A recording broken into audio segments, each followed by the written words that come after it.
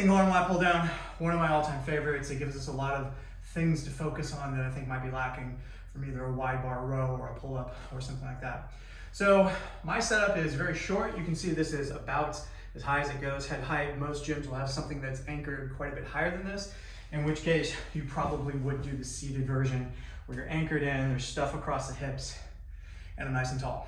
Okay, I'm obviously going to demo it here, but the point would be, we're taking all those same principles and trying to apply them to some different circumstances. So in my circumstances, I'm going to do a half kneel version, which I very much like in terms of just, well, first of all, having some resistance here, so I'm not just like flying up into this thing, but then also requires a little bit more core engagement, good stuff like that. I grab. Most important thing is I want to get all the way at the end. I want to get completely distracted from the joint here, no different than if I was just hanging. Like, how difficult would it be if I was just hanging in the air and this is totally getting away from you? Okay, that implies that you are at the absolute length of your lat, and that's what we're trying to go for. In terms of pulling through, well, I'm trying to pull this as if I am doing a one-arm chin-up. Nice and long, pulling through.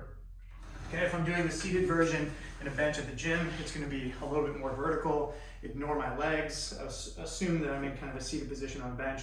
I'm going to be a little bit more vertical. I'm going to be doing the exact same thing. Okay, control is everything here.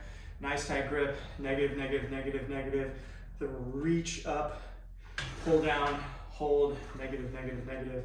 Trying to use essentially as little weight as possible for the maximum amount of stimulus on this position. Great way to get some structural balance back into the equation, especially if you find that your right arm or your dominant arm or whatever it is doing all the work.